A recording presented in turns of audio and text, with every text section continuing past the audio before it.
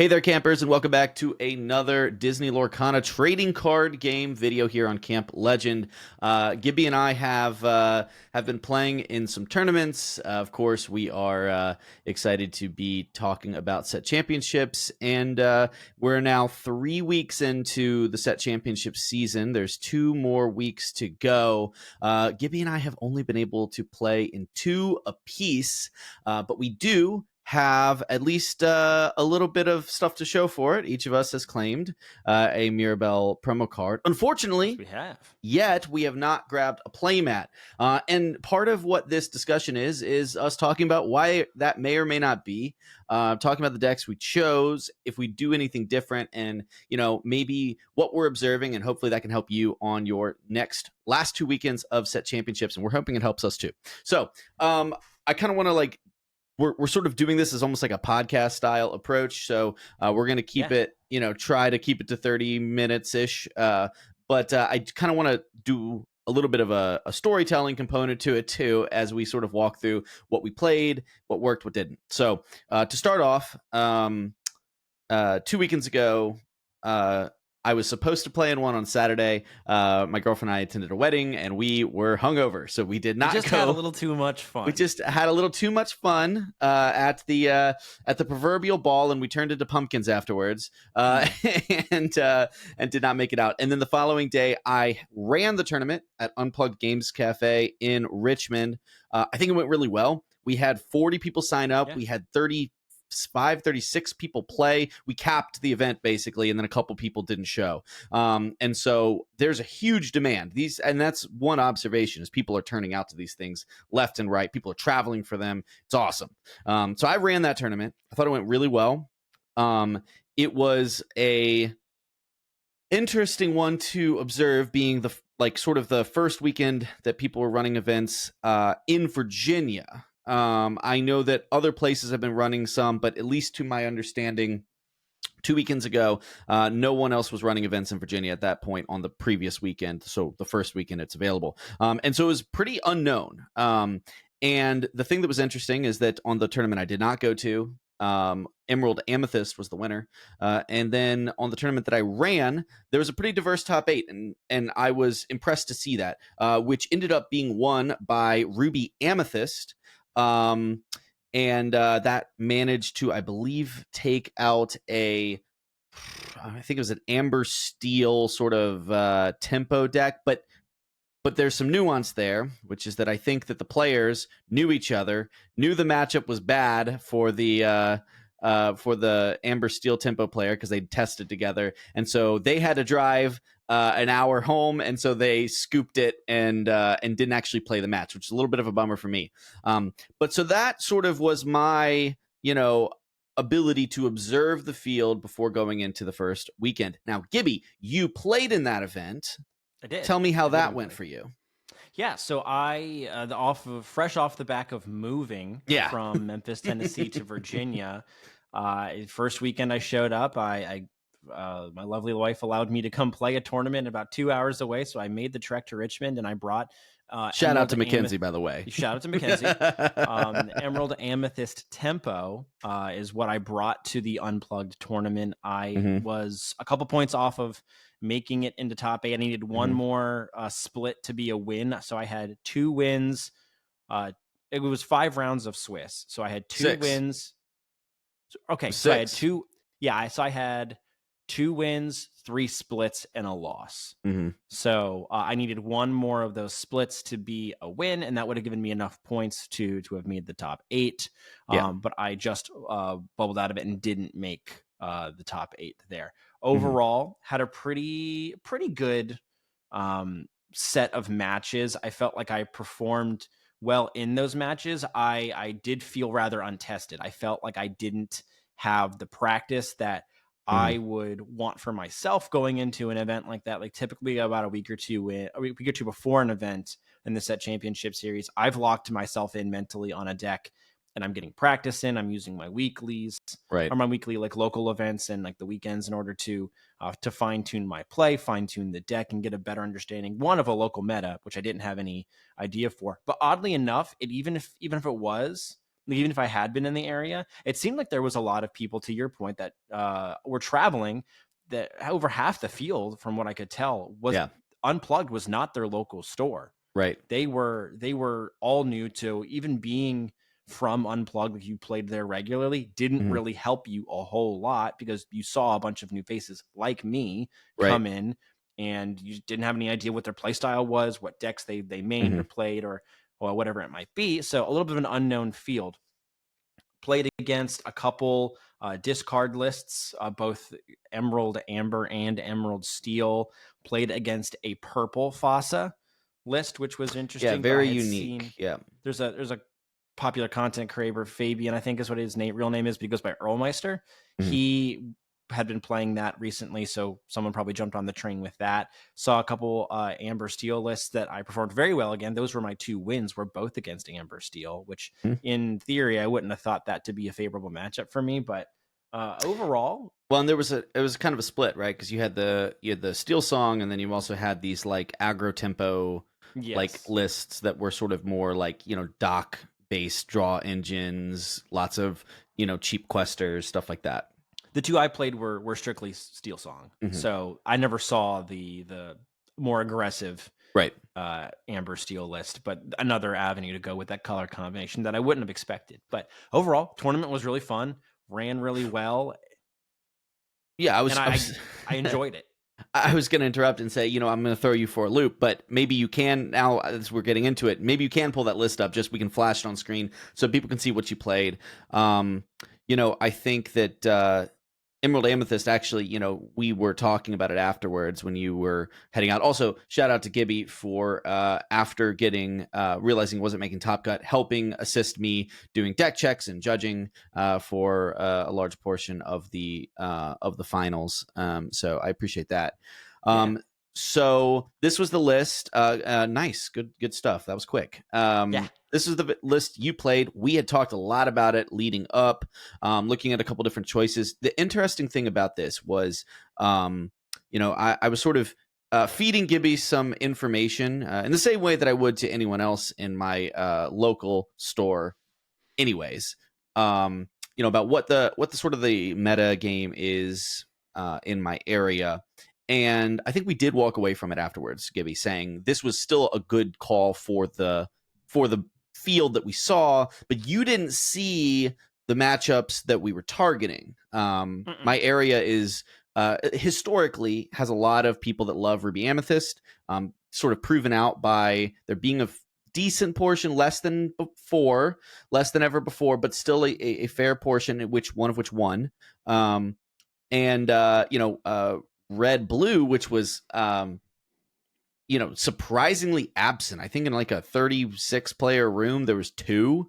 But neither of them made Top Cut, I don't believe. I don't know. Red Blue did not make Top Cut if I remember correctly. But but regardless of that, there was a lot of aggro, tons of aggro. And this list historically crushes aggro, and sort of that's one thing that I did tell Gibby, like, hey, be prepared to polish up your lines against aggro, because there's a lot of it.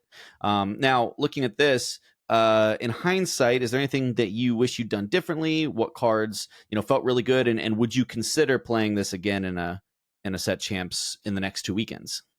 Yeah, so overall, the 2 matchups that I was really concerned with, if anything, was going to be Green Steel off of the back of Zan's and a couple other players. High Performance at Las Vegas, in the Las Vegas DLC and Birmingham DLC, Green Steel, or as it's called, Emerald Steel Discard, performed really well. We expected to see a lot of that, and I did. I faced 2 different opponents on the weekend that were Emerald Steel Discard. And so we teched the Peter Pan Shadow Finder in here for Russian Evasive to help take out Diablos as they would come down and exert themselves to try to gain that card draw. And this card was very, very effective, even at the 2 copies. It was awesome. I would 100% run this card again, I think, to help deal with that matchup, especially since it continues to perform well in the set championship series of this season. I think Peter Pan Shadow Finder is an adaptation of maybe the prior lists that more people were running of Emerald Amethyst that I would run. Sure. Another card that, if you can find the slots for it, Bonsai Gluttonous Predator. This 2-drop 3/2. It's aggressive stat line, quest for 2, despite it being uninkable. This deck doesn't seem to really struggle, I feel like, with the uninkable count, so you can probably fit 4 of them in there. I think that's what I would do if you can run all 4 of them. It just seems to be a really good stat line to help scare your opponent in the early turns off from trying to quest and get out ahead of you before you can stabilize in the mid game. Also gets you a little bit ahead on lore if they're not proposing showing a threat that you can attack. Then go ahead and quest for it and get your money's worth out of Bonsai. I think that was a really good adaptation. I felt that the shift lines of trying to either get the Ursula Deceiver, fantastic card, MVP on trying to deal with Steel Song and even trying to rip some songs out of discard's hands. Mm-hmm. Ursula Deceiver into the Ursula Sea Queen Witch and the Clarabelle Clumsy Guest into the Clarabelle Light on Her Hooves.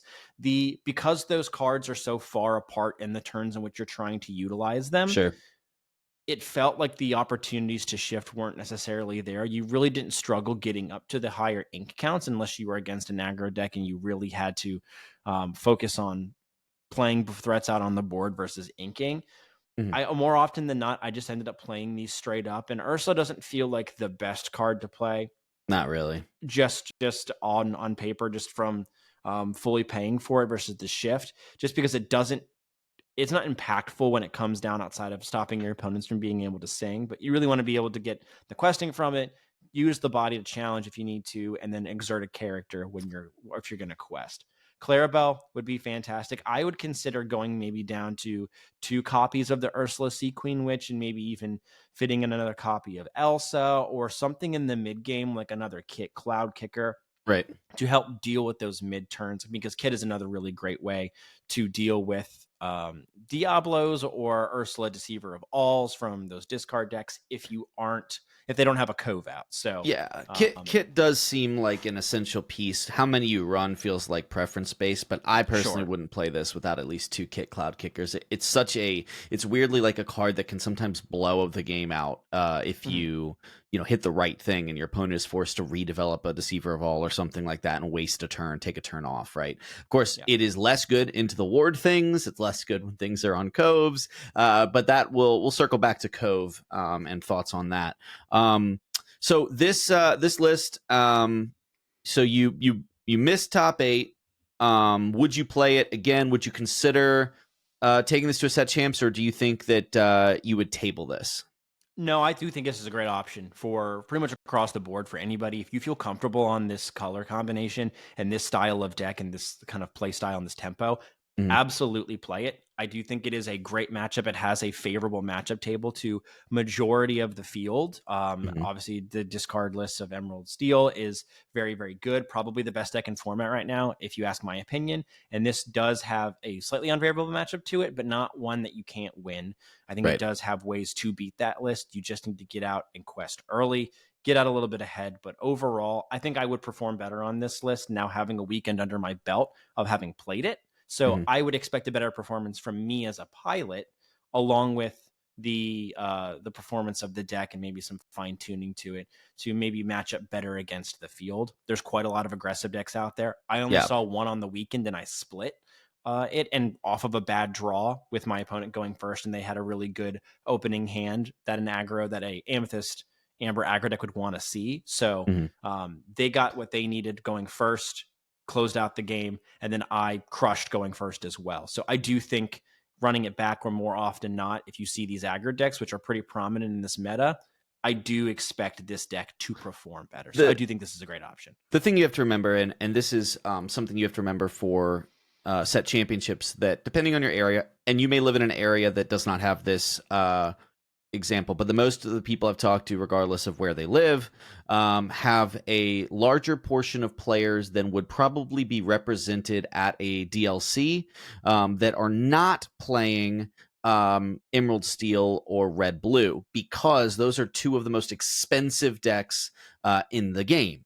And especially Emerald Steel pretty much requires you to be playing 8 legendaries that are about $30 to $50 a piece, right? Depending on when you've bought them or whatever. So you can't just look at the top DLC metagame for set champs and go, yeah, this is the only thing I'm going to see. I'm only going to see these top 3 or 4 decks. Like, no, you're going to see some weird stuff, and it helps to play a deck like this and like the deck I'm about to show you that can handle the weird stuff with consistency. So let's sort of fast forward to this weekend that we just wrapped up. I'm very comfortable on red purple.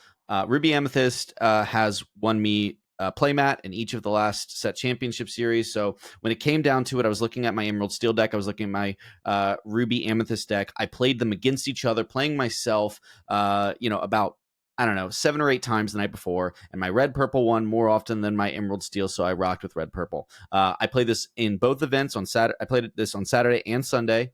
On Saturday, I placed third/fourth in third if you consider my seeding at my set champs, which Gibby was not able to attend.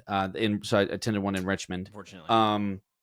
It was a best of 3 format, which I actually think is, kind of nice. You hear people go, it's funny, I've heard people say this for both best of 2 and best of 3. Like, actually, Ruby Amethyst is one of the best decks for best of 3, because if you have to go second twice, then you always have a chance of going second. But then they say the same thing about best of 2. They're like, well, since you have to go second at least one game, Ruby Amethyst is great because you can still win going second. Yes, the deck rules going second, like, comparatively. Unless you're playing against aggro, like, the deck always has a shot going second, which is why I like it. I also just think that in this current metagame where you're looking at a lot of decks that are either like, the top decks are either get a broken combo in the first 3 to 4 turns, or ramp to high heaven and hope you top deck your way to victory. I don't like the RNG components of those decks, not denying they're strong.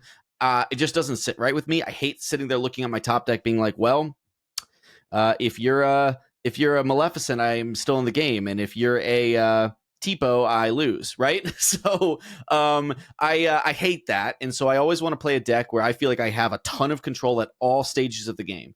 So I played this, and I'm a sellout. All right, I like default to this. It's my comfort zone. The thing that's interesting is on the Saturday tournament, it was best of 3.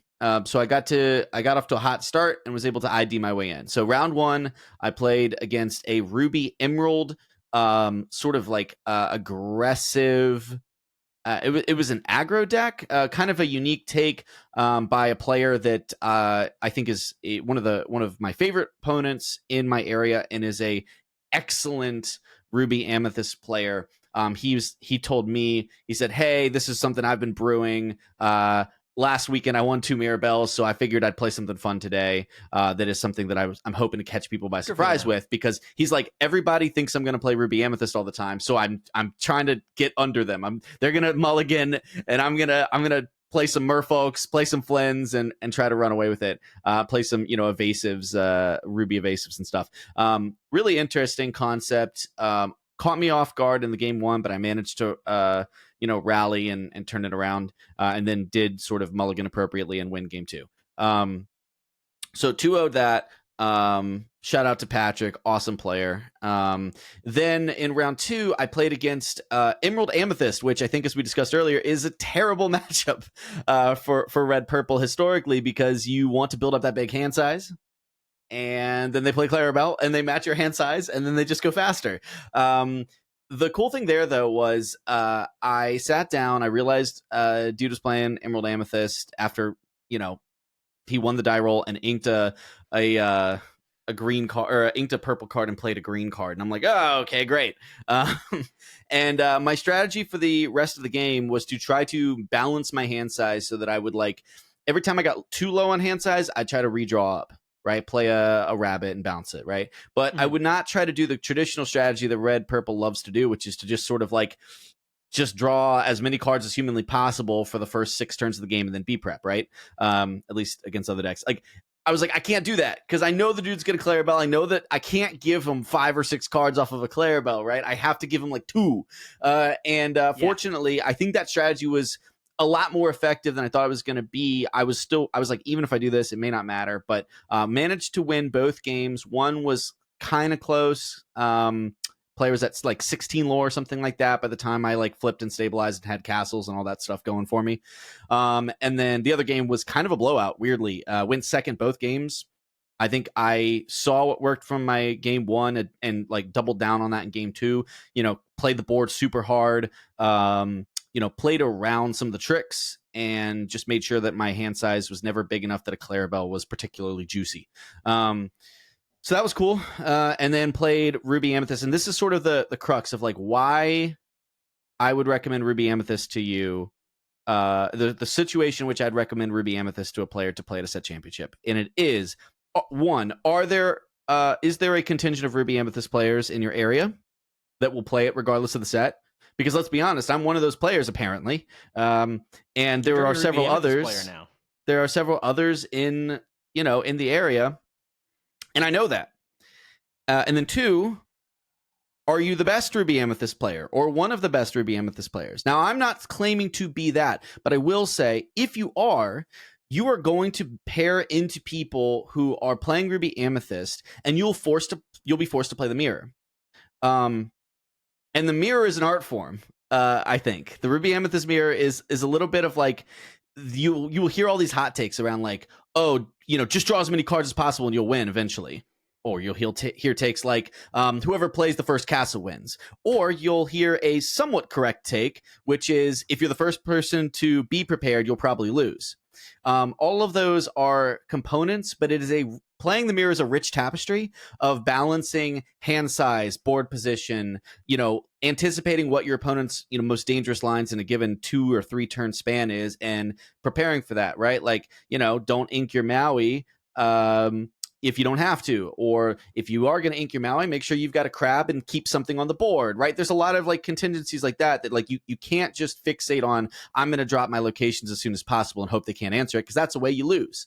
If I may, as someone who also played Ruby Amethyst last set for several set championships, I think it may be another way of putting like a way to describe what that mirror feels like, because I did end up playing quite several very good Ruby Amethyst players. Some of them I won against, some of them I didn't win against. It feels like there's a lot of nuances in your play lines with Ruby Amethyst, and I think the way I like to think about that a lot is, can you identify correctly if in a certain matchup and board state, are you the aggressor or are you the controller? Like, can you identify which player you are going first or going second with the cards you've got in your hand, and can you play it correctly? And there are points even within that matchup where you may be the aggressor going out and they answer a couple things for you, and maybe you get an unfortunate hand of drawing a couple on inkables where it makes your play lines a little wonky, and you have to sit back and play the card draw game to get more threats into your hand to be able to respond to whatever they put out as they're trying to catch up to you. Like, can you identify when that position flips, what your role is at that time, and can you play it correctly? Right. It can be very, very nuanced, and you're right. It is an art form. It's a lot of subtlety, and only a couple card differences or inking choices can really have an effect on the outcome of the game. It can be very, very close. Yeah, it's certainly true. And so, this is a thing. The mirror is something I'm extremely comfortable with. And I've played a lot of it. And so I select this deck when I think there's going to be Ruby Amethyst in the field, because I hope I pair into them. Like, that's how I think about it. Like, I want to play the mirror because I have confidence that I can win it. And I did play the mirror on Saturday and 2-1. I did have one game where by turn 5, I think I had 9 of my 12 uninkables in my hand or in play. And so it was a little bit unfortunate from that perspective. But hey, these things happen. But what was cool is that because I was so comfortable with the mirror, I turned around, and after a long game 1 and a game 2, which I probably should have scooped slightly sooner, I turned around, looked at the match clock. It was 10 minutes, and I said, all right, let's see if we can get this game 3 done. My opponent was like, we'll see. I felt confident enough with the mirror that I could speed run my turns. And by the time the time was called and we went 2 turns, I had a castle out, and I was about to drop another castle ready to defend anything he established with Be Prepareds and Sisus and all that good stuff. So, I think there's something to be said for like practice the mirror, practice playing it slow and patiently, practice trying to play it fast, because that's probably the main reason to take this to a set championships. And I say that as somebody who loves this deck, but I don't know if I'm taking it this coming weekend. I don't know if I'm taking it to both set champs I'm going to, because I'm going to one set champ in my area and one set champ in an area that I have no idea what the field is. Right. Sure. So, kind of a tough one.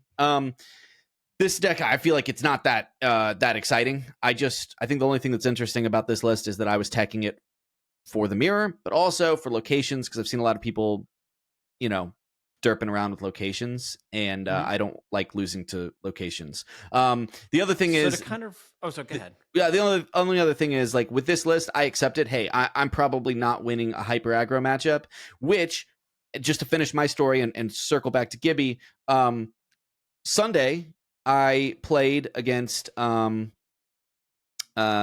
hyper aggro in my game to my winning in to top 8, and hey, I knew it. I said, hey, I think there was only one hyper aggro in the field, ironically, at the tournament on Sunday, and did not win against it. That unfortunately meant I was not able to make top 8. And so, hey, these things happen. I do think the list is great. I think it matches up well into most of the field. Emerald Steel's tough, though. Emerald Steel's real tough if they hit the Cove. If they hit Diablo on a Cove, dude, I don't know what to tell you. There's not much that can respond to that in the game, period.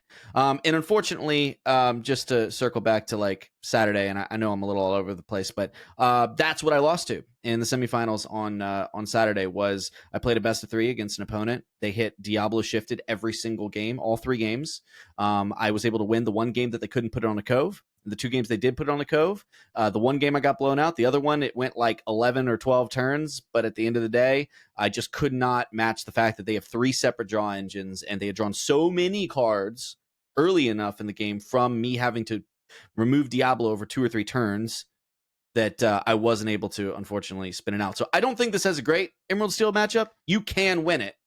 Practice it if you want to play this in a set champs. You need to feel real good about the Emerald Steel, and they need to have a little bit of luck that they don't hit the Diablo shift on a Cove on turn 2, because if they do, that's really hard to come back from that. Yeah, absolutely, for sure.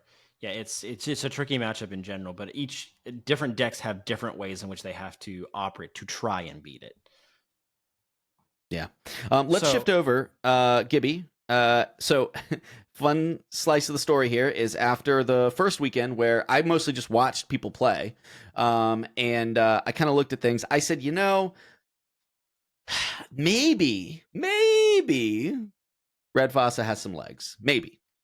And Gibby said, what was that? I'm going to take that and run with it.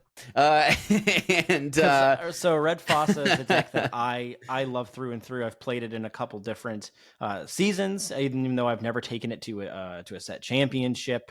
I had the same thoughts in the back of my mind, like as a deck, like we talk about considering your comfort picks and what the decks that you know well. I mean, there's merit to that, is because you're going to pilot it well. So I did have some consideration of, do I think that Red Fossa has the ability to compete in this meta? I was a little unsure about it, and not bold enough without a secondary opinion of vote of confidence to go ahead and pull the trigger on my opening weekend of set championships. I just didn't want to lose my confidence that way in case it didn't pan out. So I played something a bit more conventional, being that Amethyst Emerald. But after hearing the astute observations of Ian watching the field play at Unplugged, and him coming to the same conclusion, I was like, okay, let's try it. Let's build it. Let's give it a try. And I really wanted to play it last set against. I felt like it had a favorable matchup against a lot of the field. The only card that it really couldn't deal with, because it didn't have any way didn't have any ping damage, like AOE ping damage or spells, was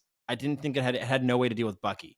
Now Bucky's not a problem, because Bucky's been removed from the game from competitive play. It's just so bad now that no one's playing it.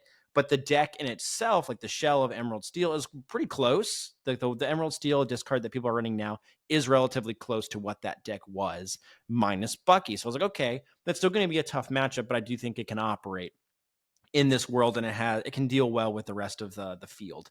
We were relatively correct. So the same event in which Ian was unfortunate to lose on his game to go to get into top 8 against aggro, to hyper aggro. This is the same event that I took my new Mufasa list to. So roughly the same from a lot of the cards that we've seen in prior seasons. The thing about this deck is that it's so board centric that it can kind of keep up and maintain a board presence against these more tempo or more aggressive decks.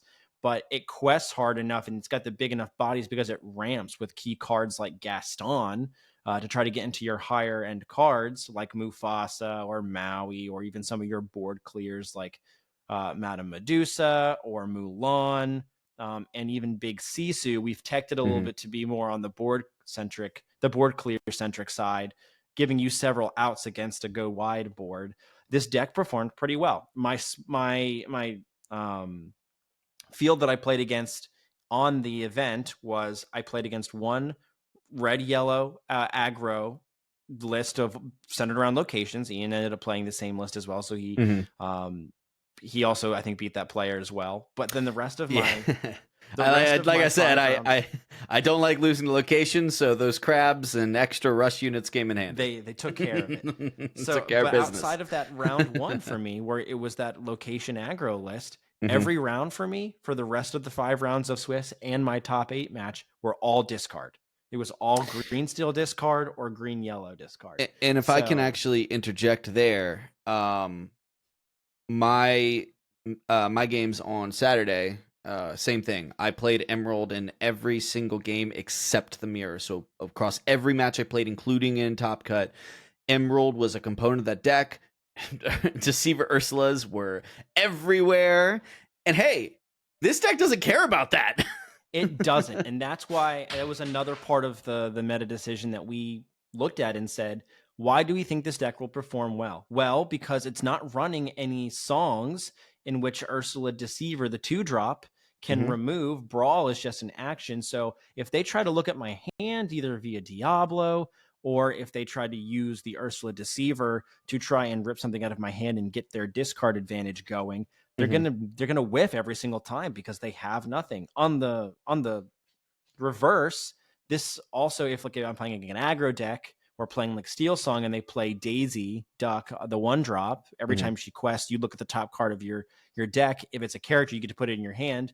Well, I've got a 57 out of 60% chance, that like 90 plus percent chance that I'm going to hit a character and I'm going to start winning the card draw game against that deck, because that's what Daisy wants you to do, is hopefully eventually miss if you're running those actions or running those items or locations. And this deck says I'm not going to miss, because we are not going to miss when we have our own Mufasa banished. So what this deck did is it allowed me to stay on board, get some bigger units out, and it kept me up against tempo against a wide variety of decks. Something I learned about halfway through the event was this deck really, it is more important against discard for this deck to be the aggressor. You have to get out to an early lead, and sometimes you just have to quest fearlessly.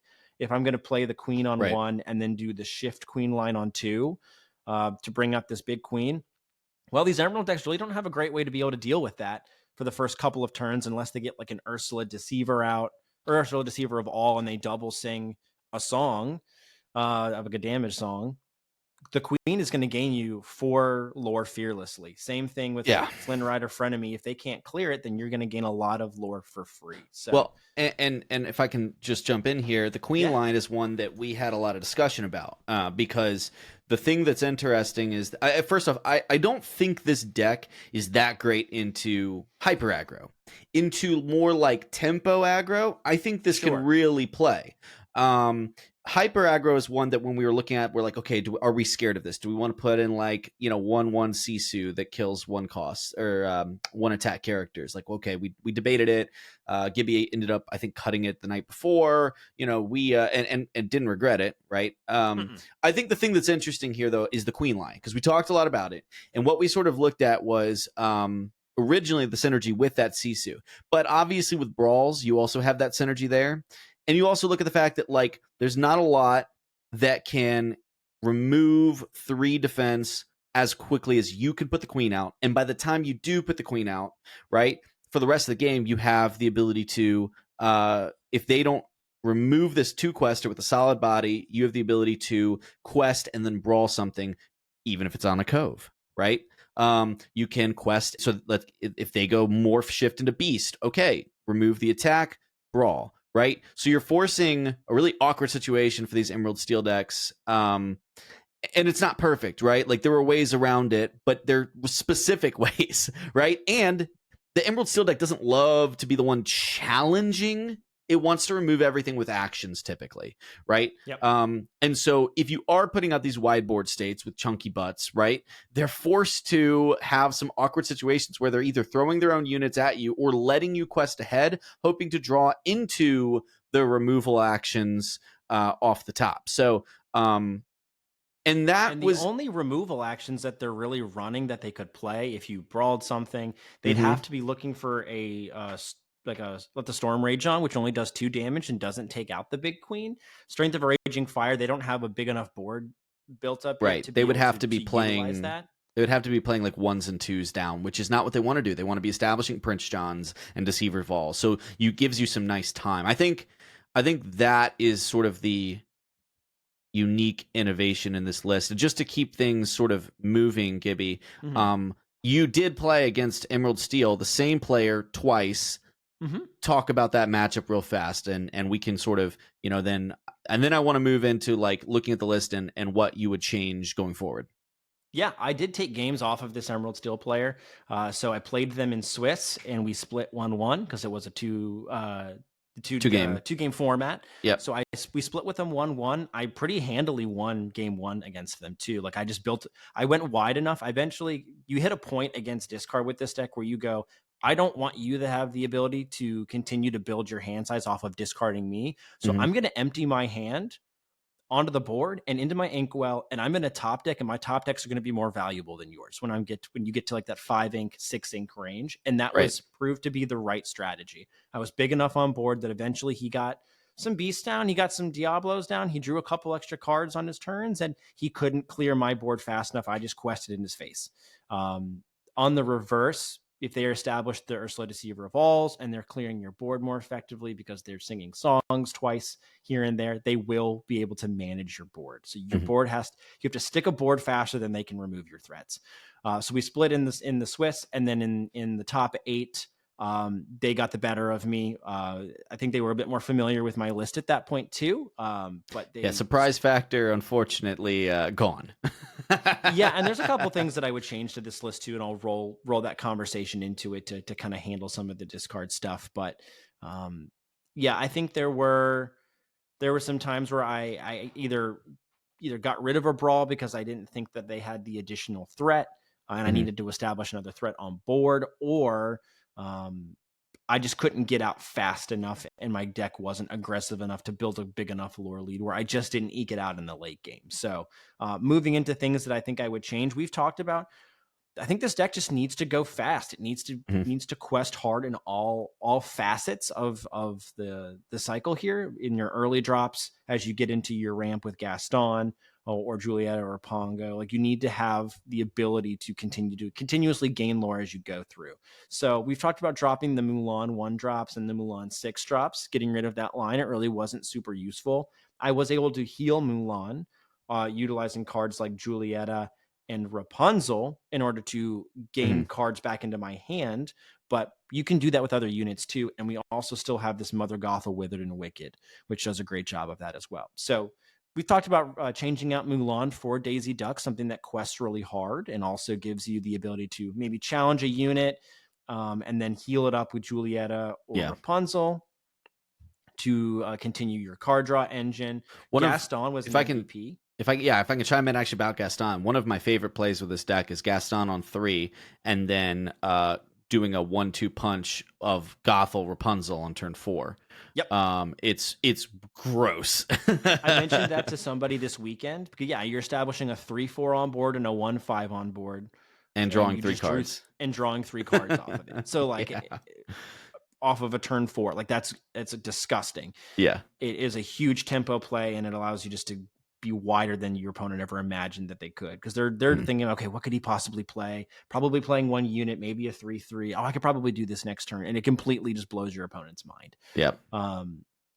So and that's the kind of aggressive play that you want for this kind of deck. I do think Mufasa got removed quite often. I will say against a lot of the other Emerald decks with Bruno. We don't talk about Brunos. Yeah, it's a big or problem under for Mufasa. or under the sea as well. Under the sea, sending it to the bottom of your deck, won't trigger Mufasa. So I do even think there's a world where Mufasa could be something else that just also nets you more lore, goes a little bit quicker. I think you want Mufasa. I would push back here. We haven't covered this topic. I think you just ink Mufasa in the green matchups. That's another great adaptation of just Mufasa becomes an ink tool for you, or higher likelihood of inkability. Obviously, you still can curve it out, and if it's there's nothing better to play, you play it, and you hope they don't have a Bruno. The Bruno is a problem though, but I think that you still have to respect red blue. You still have to respect red purple, where this guy is the best thing you could possibly play. Mufasa is really great. Also, I mean, I think Mufasa against Emerald. If you end up exerting Gaston to kind of cheat it out and get that ramp and play Mufasa on that turn, that first accessible turn, your opponent not having a 5-drop out and spending all 5 of their ink to send Mufasa back to ham is a really low tempo play, and most likely the other units that you have on board are living, especially if you have like a Flynn app that's going to gain that 3 lore at the beginning of your turn. If you have those out and he just spent their entire turn clearing a Mufasa with an action just to remove it off the board, you're continuing to win the lore game and the board game, and you're probably going to move into the middle turns happy with that. And that means Gaston lives too. And now you're probably dropping a 6-drop, or you're dropping something even more valuable, or redropping Mufasa if it wasn't the card that got discarded off of the We Don't Talk About Bruno. So, I think it's fine in the deck. It just might be, as you mentioned, a better inkable if you don't play it on curve. So real fast, and I don't want to spend too much time talking about it because I do want to get us wrapped up here. Do you want to flash the new build that we're experimenting with, just for the heck of it, just for the audience?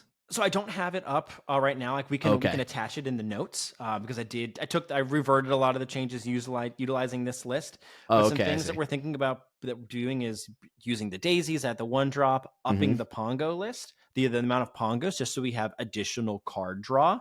Wreck-It Ralph Admiral Underpants was actually a really great card for me. It also allowed me, because if you're playing a discard deck and you run Chernabog and you find it early, you're probably going to discard it because you're like, I'm not going to be able to play it anytime soon. Wreck-It Ralph allows you to pull back Chernabog and then drop Chernabog almost for free. Yeah. If not for free. It's a big 1-2 punch. Yeah. Yeah. So, and I did that in a game and it actually got me a win. So, I think that's about maybe all we would do. Brawl definitely needs to be at 4. Yeah, that should be a 4. And if we can fit it, for maybe even 4 Medusas. The Vanellope von Schweetz was a call for the rush evasive to try to take out Diablos. Wasn't as useful just coming down on 4. I used Brawl a lot more often than I did the Vanellope, so that could probably be something else different as well. Maybe more ramp like a Doc. Yeah. Some cool stuff. There's other options you could always experiment with. Rockstar Stitch, Super Goof. Sven is one Gibby and I are really interested in trying out. That's the other card, is Sven, just to maintain that wide board. So, anyways, Red Fossa, some cool stuff. We're hoping that you guys found that interesting. We are hoping to report back then after maybe 2 weeks from now, we'll come back and say, how did our last 2 weeks of Set Champs go? Hopefully we have a few more promo cards, maybe even a play mat if we're lucky. Going into this weekend, last thing, Gibby, going into this weekend, I want you to pick 2 decks that you would play and 2 decks that you would not play. 2 decks I would play going into this weekend is I think Amethyst Steel Aggro is actually a really sneaky good pick. I am really on board with playing a tempo or an aggro deck. I think it is going to win you quite a few rounds to at least get you to the top cut and hopefully draw you into a good match from there. Or I think tempo lists are in a fantastic tempo or mid-range lists are in a very fantastic place. So I would consider running Amethyst Emerald again. Or I would pick Amethyst Steel aggro. I think those are my 2 lists that I would consider. I do love the Mufasa list, and I think it is great. But I am concerned with its ability to more consistently handle discard, where I think those other 2 lists can maybe handle it a bit better with stronger card draw. Gotcha. You heard it here first. check those lists out. Hopefully, we'll play one or two of them at the next couple weeks, and we'll be able to report back on our findings. Thank you all so much. The deck list will be down in the description. We appreciate you hanging out with us today. And yes, good luck to all of you going out to your set championships. I hope we can all sleep comfortably on a pillow covered in playmats. Best of luck, guys, and we will catch you on the next one.